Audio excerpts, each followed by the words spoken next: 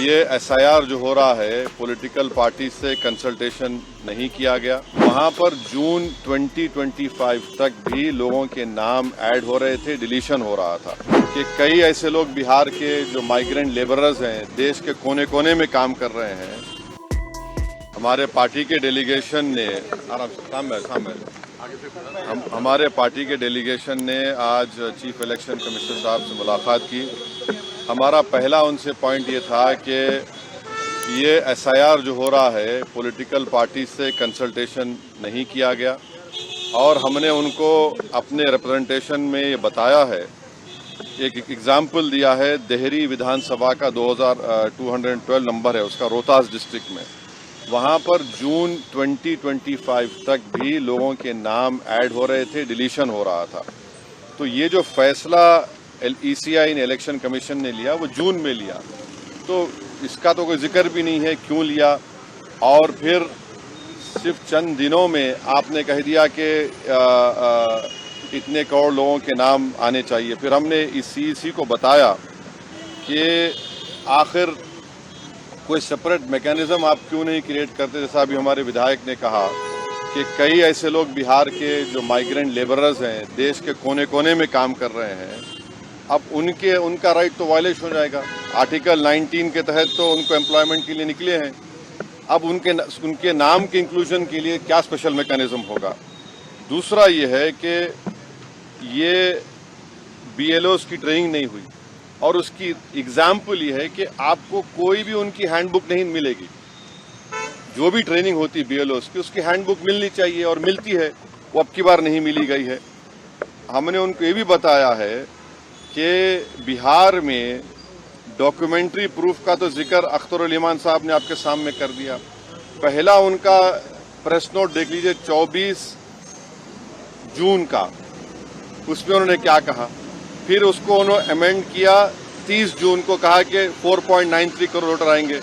अब 6 जुलाई का नोटिफिकेशन देके कह रहे हैं कि आप नाम डाल दीजिए, डॉक्यूमेंट्स बाद में दीजिए। तो ये जो इस तरीके से इलेक्शन कमीशन जो एक्सरसाइज कर रहा है, ये हमारी नज़र में it reeks of administrative malafide, suffers from non application of mind.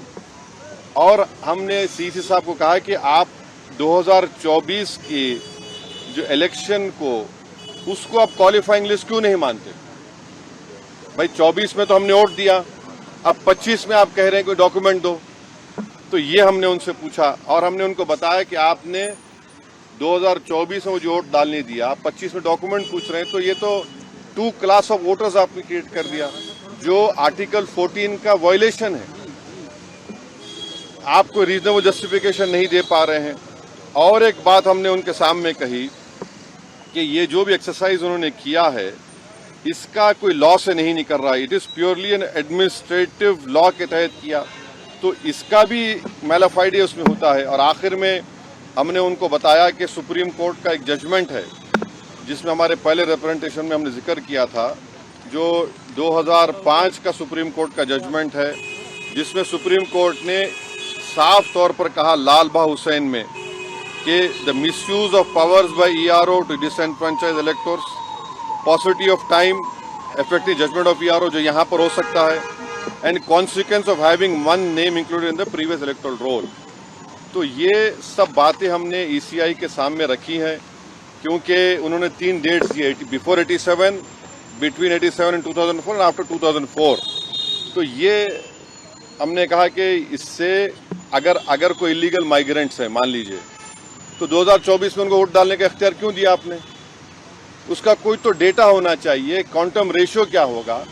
तो ये सब बातें हमने ईसीआई के सामने रखी। हमने उनसे भी ये रिक्वेस्ट किया कि ख़ास तौर से जो बिहार का फ्लड अफेक्टेड एरिया है, वहाँ के एडमिनिस्ट्रेशन को ऑर्डर दें कि जो लोग अपने डॉक्यूमेंट्स के लिए अप्लाई कर रहे हैं उनको फ़ौरन दें।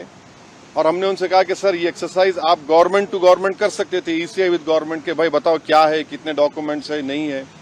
मगर मेजर रीज़न ये है, मेजर हमको जो लगता है कि जो बिहार के नौजवान बाहर हैं, चाहे मुंबई में हो, दिल्ली में हो, हरियाणा में हो, पंजाब में हो, हैदराबाद में हो, उनके लिए बड़ी दिक्कत पेश आएगी। और अगर नाम उनका नहीं आएगा तो फिर उनको वोट डालने का इख्तियार नहीं मिलेगा। और फिर ये जो एक्सरसाइज को इलेक्शन कमीशन खुद अपने उसमें नोटिफिकेशन में कह रहा है कि ईआरओ और ईआरओ सिटीजनशिप एक्ट 1955 में कॉम्पिटेंट अथॉरिटी को नोटिस बोल सकता है। अब जिसका नाम नहीं आएगा वो तो अपना वोट भी खो देगा, उसकी लाइवलीहुड का भी उसको एक नुकसान हो जाएगा। तो ये सब बातें हमने उनके सामने रखी। बहुत देर तक हमारी मीटिंग हुई। उन्होंने अपनी बात को कहा, उन्होंने भी बताया हमको। अब ये हमारी आज की मीटिंग की ये वो माने मोटा मोटा ये जो हुआ।